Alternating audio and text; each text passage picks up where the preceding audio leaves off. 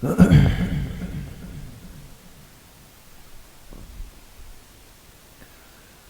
لله نحمده ونستعينه ونستغفره ونؤمن به ونتوكل عليه ونعوذ بالله من شرور أنفسنا ومن سيئات أعمالنا من يهده الله فلا مضل له ومن يضلل فلا هادي له ونشهد أن لا إله إلا الله وحده لا شريك له ونشهد أن سيدنا وسندنا ونبينا ومولانا محمدا عبده ورسوله صلى الله تعالى عليه وعلى آله وأصحابه أجمعين أما بعد فأعوذ بالله من الشيطان الرجيم بسم الله الرحمن الرحيم وأنكحوا الأيام منكم والصالحين من عبادكم وإمائكم إن يكونوا فقراء يغنهم الله من فضله والله واسع عليم وقال تعالى لقد كان لكم في رسول الله أسوة حسنة وقال رسول الله صلى الله عليه وسلم من تمسك بسنتي عند فساد أمتي فله أجر 100 شهيد صدق الله وصدق رسوله النبي الكريم ونحن على ذلك لمن الشاهدين والشاكرين والحمد لله رب العالمين. درود شریف پڑھ لیں. اللهم صل على محمد وعلى آل محمد كما صليت على إبراهيم وعلى آل إبراهيم إنك حميد مجيد. اللهم بارك على محمد وعلى آل محمد كما باركت على إبراهيم وعلى آل إبراهيم إنك حميد مجيد. میرے محترم دوستو، بھائیوں اور بزرگوں، اس کائنات میں سب سے خوبصورت اور سب سے بہترین طریقہ زندگی اور طرز زندگی وہ ہے جو اللہ تعالیٰ نے اپنے محبوب پیغمبر جناب رسول اللہ صلی اللہ علیہ وسلم کو عطا فرمائی ہے. اس لیے قرآن کریم میں اللہ پاک نے آپ کی زندگی کو اس پوری انسانیت کے لیے اسوہ حسنہ فرمایا. لقد كان لكم في رسول اللہ اسوۃ حسنہ. اللہ پاک فرماتے ہیں یقیناً تم سب کے لیے، لکم، تم سب کے لیے. اس میں کوئی خاص زمانے کے لوگ بھی شامل نہیں، اور اس میں کسی خاص طبقے کے، خاص مصروفیت کے، خاص میدان کے، ایسا نہیں. عمومی ہر وہ شخص جو اس آخری پیغمبر کا امتی ہے، فرمایا تم سب کے لیے فی رسول اللہ، میرے اس پیغمبر کی جو زندگی ہے اسوۃ حسنہ، وہ ایک بہترین نمونہ ہے. اگر تم چاہتے ہو کہ تمہاری زندگی بھی خوبصورت بنے، ایک معیاری زندگی ہو، ایک کارآمد زندگی ہو، ایک بامقصد زندگی ہو، تمہیں کہیں نہ دیکھنے کی ضرورت ہے، نہ کہیں جانے کی ضرورت ہے، نہ کسی کو سوچنے اور پڑھنے کی ضرورت ہے. اب قیامت تک کے لیے وہ انسان جس کی زندگی کو انسان اپنا آئیڈیل بنائے اور اپنے لیے نمونہ بنائے اور جس کے انداز میں اپنی زندگی گزارے، وہ صرف ایک ہی ہستی ہے، وہ جناب نبی کریم صلی اللہ علیہ وسلم کی. اور اسی طریقے سے صرف دین اور دنیا کے کسی مخصوص شعبے میں نہیں کہ انسان آج یہ کہے کہ جی مجھے وہ نماز سکھا دیں جو نماز اللہ کے پیغمبر نے پڑھی. نماز میں تو ہم سب کو فکر ہے نا، بلکہ اللہ پاک ہم پہ رحم فرمائے، آج تو ان باتوں پر ہم عام لوگ بھی آپس میں الجھ جاتے ہیں کہ بھئی مجھے پیغمبر والی نماز سکھائے کہ پیغمبر نے کون سی نماز پڑھی۔ تو اگر کوئی مجھ جیسے کمزور آدمی سے ٹکرا جائے اور وہ کہے کہ جی اچھا آپ نماز میں بار بار رفع الیدین نہیں کرتے، میں کہوں جی میں تو نہیں کرتا، آپ کی تو نماز پیغمبر والی نماز ہی نہیں ہے۔ پریشان ہونا ہے نا، پریشان ہو جاؤں گا۔ یا اگر کسی نے مجھ سے کہہ دیا کہ بھئی امام نے ولضالین کہا تو آپ نے تو زور سے آمین نہیں کہی، تو یہ نماز تو پیغمبر والی نماز نہیں تھی، تو میں پریشان ہو جاؤں گا۔ آج ہر مسلمان یہ چاہتا ہے اور ہونا چاہیے کہ اس کی نماز بھی وہ ہو جو اللہ کے پیغمبر نے پڑھی اور امت کو سکھائی ہے، اس کا روزہ بھی وہ ہو جو اللہ کے پیغمبر نے رکھا ہے اور امت کو سکھایا ہے، اس کا حج بھی اسی ترتیب پر ہو جو اللہ کے پیغمبر نے ادا فرمایا اور امت کو سکھایا ہے۔ یہ ضروری ہے۔ لیکن میرے عزیزو دوستو بزرگوں، آج مسلمان یہ کیوں نہیں پوچھتا کہ میں اپنے بیٹے بیٹی کا نکاح کرنے لگا ہوں، مجھے وہ طریقہ بھی سکھا دے جس ترتیب پر اللہ کے پیغمبر نے خود اور اپنی بیٹیوں کے نکاح کیے۔ اگر عبادت سیکھ کر ہم اسی ترتیب پہ کرنا چاہتے ہیں تو معاشرت کیوں نہیں سیکھنا چاہتے؟ خوشی کے طریقے کیوں نہیں سیکھنا چاہتے؟ خدا نخواستہ کوئی غم تکلیف آزمائش آ جائے، اس میں نے کس طرح زندگی کو گزارنا ہے اس کی ترتیب سنت سے کیوں نہیں سیکھنا چاہتے؟ اس میں تو میں اپنی منچاہی ترتیب پہ چلتا ہوں، رائج ترتیب پہ چلتا ہوں، رسم و رواج پہ چلتا ہوں۔ آج آپ دیکھیں ہماری جو شادی بیاہ کی رسومات ہیں وہ کہاں تک چلی گئی؟ شادیوں کا موسم ہے، شادیوں کا سیزن ہے، اور آپ کبھی اگر عشاء کے بعد نکلیں شہر میں تو شاید ہی آپ کو کوئی شادی ہال اور بینکویٹ ہال خالی ملے۔ اللہ سب کی خوشیوں کو حقیقی خوشیاں بنائے۔ بلا شبہ اولاد کی شادی ایک بہت بڑی خوشی ہے، گھر میں خوشی آئے تو کون خوش نہیں ہوگا، سب خوش ہوں گے۔ لیکن علماء فرماتے ہیں کہ جس ذات نے خوشی بھیجی اس کو ناراض کر کے پھر ہم اپنے لیے خوشیاں ڈھونڈتے، اس خوشی میں کیا برکت ہوگی؟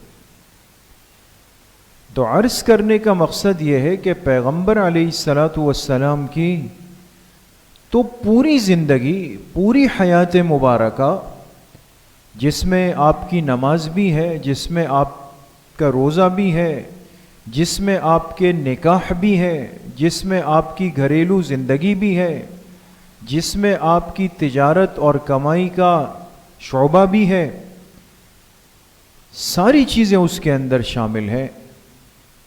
اس میں پیغمبر علیہ الصلاۃ والسلام میرے لیے، آپ کے لیے کیوں نمونہ نہیں ہے؟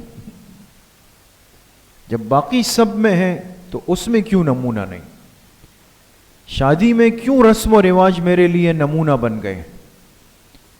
خوشی کے اندر کیوں خاندان کی چلتی ہوئی ترتیبیں میرے لیے نمونہ بن گئی؟ ہر وہ کام کرنا جو خاندان کرتا ہوا آ رہا ہے یا جو ماحول کا رائج نظام ہے، میں آج اس پہ اپنی زندگی کی ترتیب گزارنا چاہتا ہوں۔ اس لیے میرے عزیزو دوستو بزرگوں، آج زندگی کے کچھ معاملات کو ہم نے خود مشکل کیا ہے، مشکل کیا۔ اسی لیے شیخ سعدی رحمت اللہ علیہ، جو بڑے بزرگ اللہ والے گزرے اور زیادہ تر ان کا جو اللہ سے تعلق ہے وہ اشعار میں ہے، فارسی اشعار ان کے بڑے مشہور ہیں۔ تو شیخ سعدی رحمت اللہ علیہ نے ایک عجیب بات لکھی ہے اور فرماتے ہیں کہ جو چیز اس انسان کے لیے جتنی ضروری تھی اس دنیا میں جو چیز اس انسان کے لیے جتنی ضروری تھی اس دنیا میں، اللہ نے اس چیز کو اتنا آسان کر دیا، اور جو چیز ضروری نہیں، ایک چیز تو ہے لیکن انسان کی ضرورت نہیں ہے دوستوں، اس میں مشکلات ہے۔ پھر انہوں نے مثال دی، وہ فرماتے ہیں سب سے بنیادی ضرورت انسان کی دنیا میں کہ اس کو اس کی زندگی کا احساس ہو، وہ کیا ہے؟ سانس لینا ہے نا۔ یہ میں اور آپ جو بیٹھے ہیں، بات چیت ہے، زندوں کی صف میں شامل ہے، تو ہم میں اور قبرستان والوں میں فرق تو جسم میں روح کے ہونے اور نہ ہونے کا ہے۔ سانس چل رہی ہے تو انسان حیات ہے، سانس جس دن اللہ کے حکم سے رک جائے گی تو انسان حیات نہیں، موت ہے۔ پھر عنوان بدل جائے گا، اس کو کہا جائے گا جی میت ہے، میت یہاں لے آئے، میت کو اٹھا لے، میت کی جنازہ اس وقت ہے، میت قبرستان لے گئے، میت کی تدفین ہو گئی۔ دیکھیں سب بدل نہیں گیا، کام نام ہی بدل گیا۔ تو حضرت فرماتے ہیں کہ سب سے بنیادی اور ضروری چیز وہ ایک انسان کے لیے زندگی میں اس کی سانس ہے۔ اور پھر اللہ والے لوگ ہیں، نظر ہوتی ہے، فرماتے ہیں کہ سانس کا یہ دو کردار ہے۔ ایک سانس اللہ نے وہ دی ہے جو ممد حیات ہے، ممد حیات، جو زندگی کو بڑھاتی ہے، بڑھ رہی ہے زندگی۔ اور ایک سانس وہ ہے جو مفرح قلب ہے، یعنی جس سے انسان کے جسم میں بشاشت، چستی، راحت، آرام، سکون آتا ہے۔ مشکل نہیں۔ کیا مطلب؟ دیکھیں ہم سانس لیتے ہیں تو ایک سانس اندر کھینچ رہے ہیں، یہ اندر جا رہی ہے نا۔ اندر جو انسان سانس کھینچتا ہے یہ ممد حیات ہے، یہ جو آکسیجن اندر جا رہی ہے یہ ممد حیات ہے۔ کیا مطلب؟ یہ ہے تو زندگی کی ترتیب آگے بڑھ رہی ہے۔ خدا نخواستہ اگر یہ کھینچنے کا، تنفس کا نظام کمزور ہو جائے گا تو مصنوعی آکسیجن پہ آپ کو لائیں گے، اس سے کام نہیں بنے گا تو آکسیجن کی مقدار بڑھائیں گے۔ خدا نخواستہ اللہ سب کی حفاظت فرمائے، اگر وہ بھی نہ ہو تو پھر ڈاکٹر کہتے ہیں اس کو کہاں لے جائیں؟ وینٹیلیٹر پہ لے جائیں۔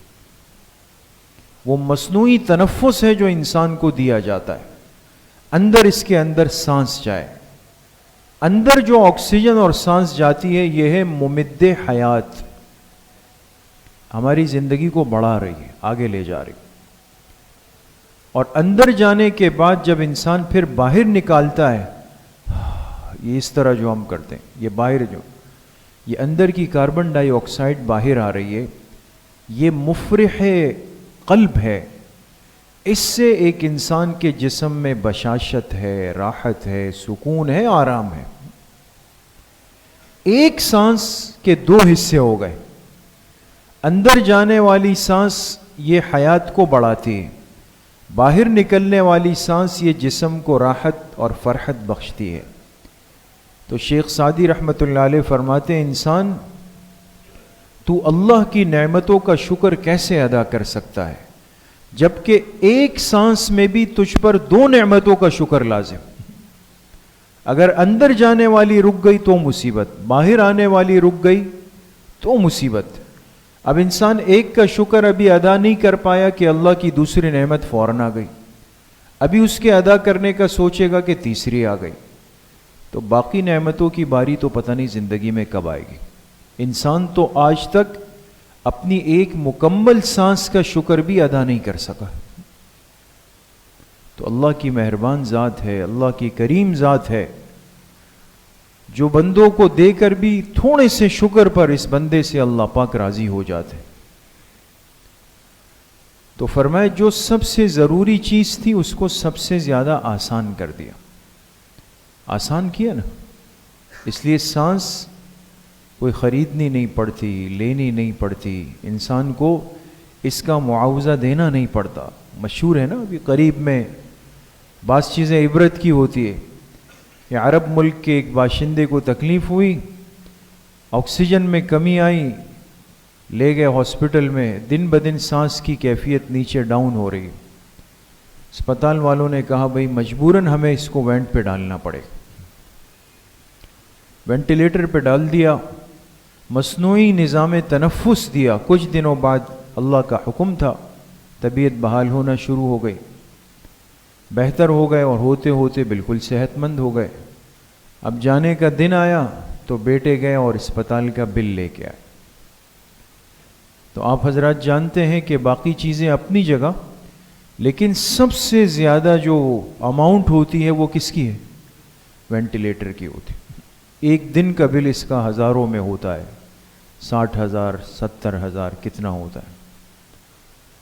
تو بیٹے نے اپنے باپ کو وہ بل دیا، اس نے کہا یہ سب سے بڑی اتنی بڑی اماؤنٹ کیا ہے؟ تو کہا کہ ابا جان آپ کو اتنے دن وینٹ پہ لگایا تھا، اس لیے کہا وینٹ کیا چیز ہے؟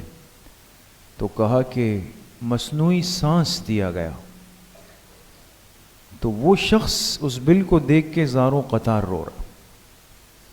تو ہاسپٹل والے آئے، کہا کہ آپ کو اگر پریشانی ہے تو ہمارے ہاں تو باقاعدہ ایک ترتیب ہے کہ ہم چیریٹی میں آپ کو ڈال دیں گے تو آپ کا بل معاف ہو جائے گا۔ اس نے کہا میں مالدار شیخ ہوں، آدمی ہوں، مجھے پیسے کی کمی نہیں، لیکن آج تمہارا بل دیکھ کر مجھے اللہ کی اس نعمت کا احساس ہوا کہ اللہ نے کتنی سانسیں مجھے مفت میں دی تھی، میں کتنی سانسیں اس دنیا میں لے چکا ہوں، آج تک اربوں کھربوں اس کو بھی اس سے ملٹیپلائی کر دیں، کبھی اللہ نے نہیں کہا کہ یہ اتنی سانسیں آج تم نے لی ہے، اس کا اتنا بل جا کے ادا کرو۔ انسان ایک مشین لگا دیتا ہے اور پھر کہتا ہے بھئی اس کا اتنا بل جا کر کے ادا کرو۔ اس لیے میرے عزیز و دوستو بزرگوں، انسان کی ضرورت کی بنیادی چیز اللہ پاک نے سستی کر دی، فری میں کر دی، مفت میں کر دی۔ یہی معاملہ ہے دوستو، چونکہ ایک نکاح والی زندگی، شادی والی زندگی، عاقل بالغ ہونے کے بعد اللہ پاک نے ایک فطری تقاضا اور جذبہ رکھا ہے مرد اور عورت کے اندر، اور اسی لیے رکھا ہے کہ اس کائنات کا نظام چلتا رہے اور بڑھتا رہے۔ نظام توالد و تناسل ہے تو امت چل رہی ہے اور یہ چلے۔ تو وہ چیز جو انسان کی بنیادی ضرورت تھی، اس کو اللہ پاک کیسے مشکل کر سکتے کہ وہ مشکل ہو جائے؟ نہیں، مشکلات تو ہم نے پیدا کی اس کے اندر، اپنے شادی اور نکاح کے سلسلوں کو اور اس نظام کو ہم نے خود اپنے اوپر ایک بوجھ بنا دیا، اور اس کے اندر طرح طرح کی باتوں کو، رسومات کو، رواج کو، شرائط کو، اصولوں کو، برادری کے سسٹم اور نظام کو اپنی طرف سے لے لے کر اس میں ایڈ کرتے گئے، ملاتے رہے۔ بالآخر اب وہ وقت آ گیا کہ اگر کوئی شخص سوچتا بھی ہے کہ بھئی اپنے بچوں کی بچیوں کی شادی کرنی ہے، تو اس کے لیے وہ پھر ایسا نہیں ہے کہ آج سوچا اور 2 مہینے بعد شادی ہے، 5 6 سال پہلے پلاننگ کرنی پڑے گی آپ، 5 6 سال پہلے۔ تو اس لیے میرے عزیزو دوستو بزرگو، اللہ پاک کی یہ ساری نعمتیں اس امت کو دی گئی، اور اس کے لیے اسوہ حسنہ اور نمونہ بنایا اپنے آخری پیغمبر جناب رسول اللہ صلی اللہ علیہ وسلم کی ذات اقدس کو۔ تو آج ہم باقی چیزوں میں پیغمبر علیہ السلام کے طریقے کو سیکھتے ہیں۔ اگر کوئی شخص سویا رہا اور پھر صبح اس کی آنکھ کھلی، کل صبح مجھے ایک ساتھی کا فون آیا 12:30 پونے 1 بجے، اور کہا کہ میں آج ارادہ تھا کہ جمعرات کا نفلی روزہ رکھوں گا، اور اتفاق سے آنکھ لگ گئی، مصروف تھا، ابھی اٹھاؤں،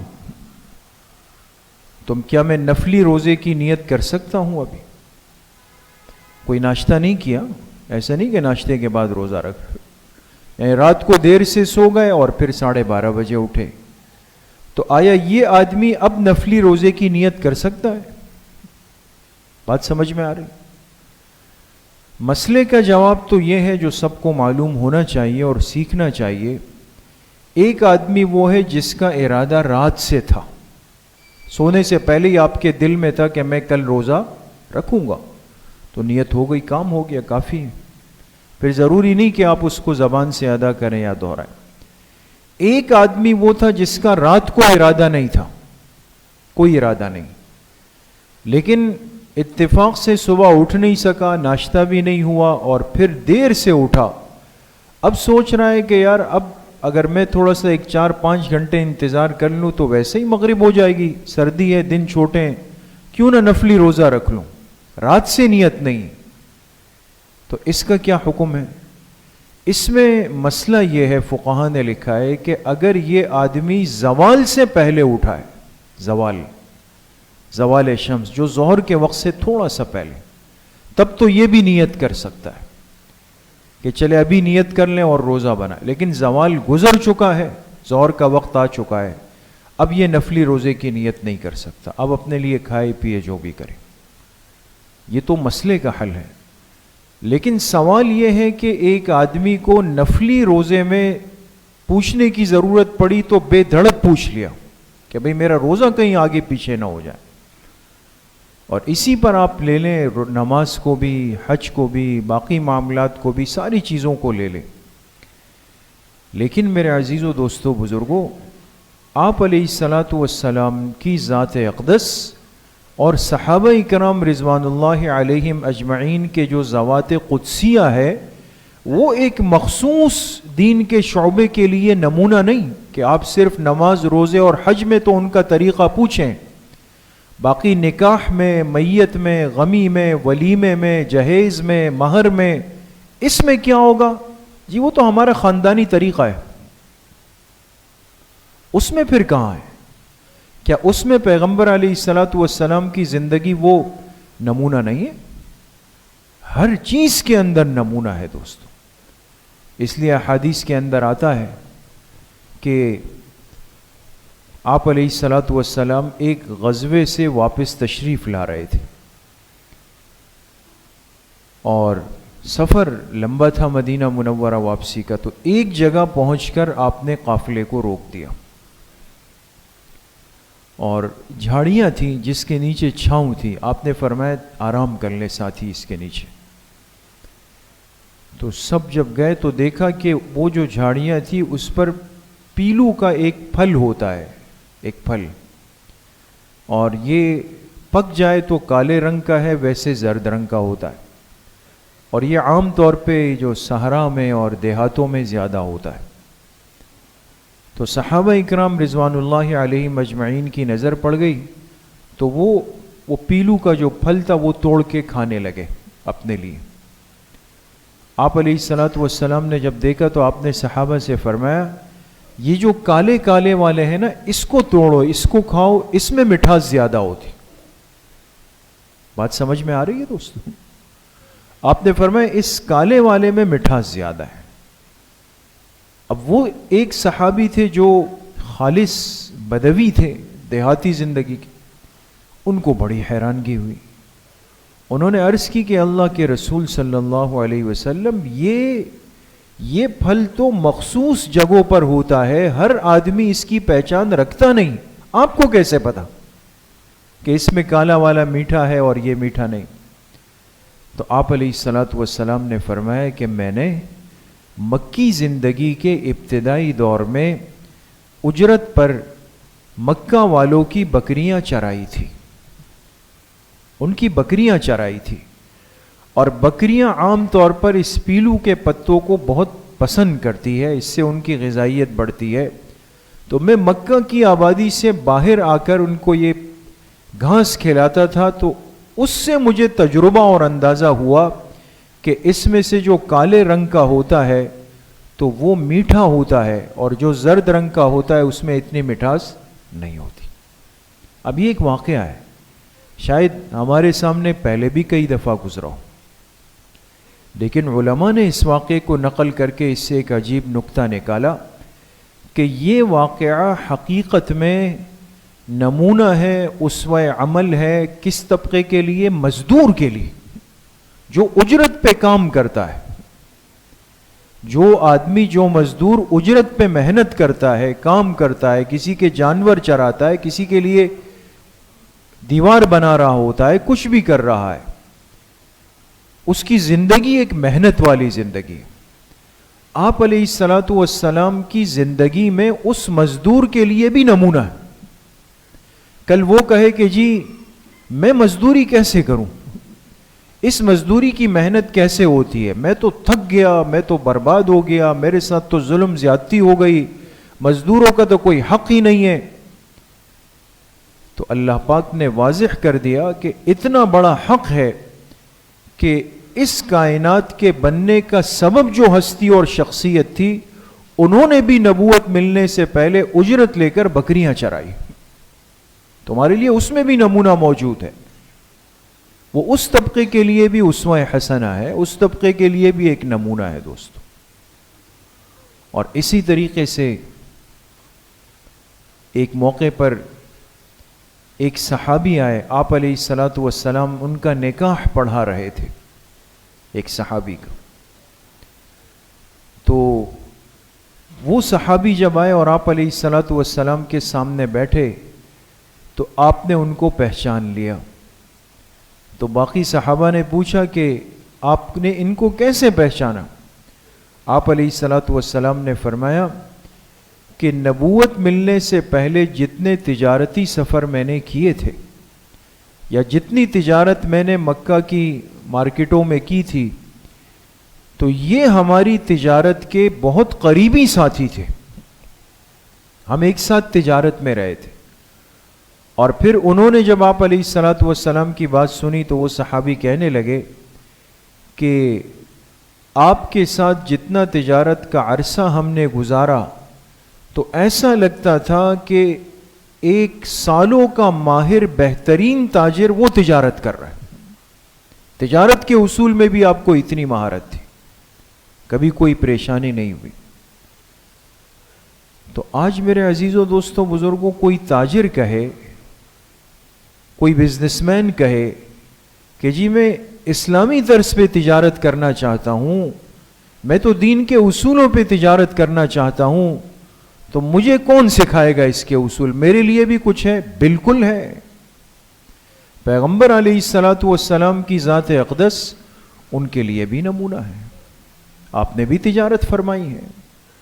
لیکن ہماری کمزوری اور غلطی کیا ہے کہ ہم صرف 2-4 اپنی مخصوص عبادتوں کو لے کر اس میں تو یہ پوچھتے ہیں کہ بھئی مجھے نماز وہ والی سکھائے جو پیغمبر والی نماز ہو۔ شروع میں نے بات عرض کی نا کہ اس پہ تو آج ہم لڑنے مرنے کے لیے تیار ہے کہ ہاتھ اوپر باندھنے، نیچے باندھنے، رفع الیدین کرنا ہے نہیں کرنا ہے، آمین زور سے کہنی ہے نہیں کہنی ہے، اور اس پہ الجھ پڑیں گے کہ ان میں سے کون سی نماز نماز نبوی ہے۔ لیکن یہی 2 لڑنے والے ہیں، اگر ان سے پوچھ لیا جائے کہ جی آپ تو نمازیں 5 پڑھتے ہیں، 16 گھنٹے تو آپ کے مارکیٹ میں ہوتے ہیں، آپ بتائیں تجارت نبوی بھی سیکھی ہے یا نہیں سیکھی؟ معاشرت نبوی بھی سیکھی ہے یا نہیں سیکھی؟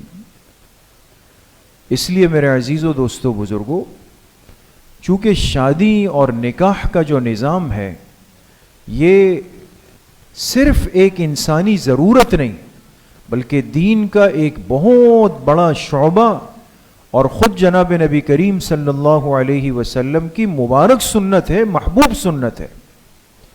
تو کیسے ہو سکتا ہے کہ ایک مسلمان کہے کہ جی میں اپنی شادی میں پٹاخے اس لیے پھوڑ رہا تھا، یہ فائرنگ میں اس لیے کر رہا تھا، اور یہ رسم و رواج پہ اس لیے چل رہا تھا کہ جی میرے سامنے تو کوئی اسلامی نمونہ ہے ہی نہیں؟ تو یہ صحیح کہہ رہا ہے، غلط کہہ رہا ہے؟ غلط کہہ رہا ہے، 100% غلط بات کر رہا ہے۔ لیکن مسئلہ یہ ہے کہ یہ ہماری ایک روحانی کمزوری ہے۔ ہم ایک مخصوص سرکل میں آ کر تو دین پر ایسے کاربند ہو جاتے ہیں کہ جیسے مجھ سے بڑا کوئی متقی اس شہر میں ہے نہیں، لیکن باقی جو زندگی کا بہت بڑا حصہ ہے اس میں اپنے مزاج و انداز کی زندگی گزار رہے ہوتے ہیں۔ تو اس لیے چونکہ آج کل عام طور پہ سلسلہ چل رہا ہے، ہر جگہ سے شادی کے، نکاح کے، ولیموں کے، رخصتیوں کے پیغامات آتے ہیں، ایک مسلمان کو سیکھنا چاہیے اس بارے میں اسلامی تعلیمات کیا ہے، پیغمبر علیہ الصلاۃ والسلام کا، صحابہ اکرام کا، بنات رسول کا، ازواج رسول کا، اس امت کے خیر والے طبقے کا طریقہ کیا ہے۔ انشاءاللہ اس پہ آئندہ جمعے بات کریں گے۔ اللہ کریم مجھے بھی آپ سب کو صحیح عمل کی توفیق نصیب فرمائے۔ الحمدللہ رب العالمین والصلاة والسلام علی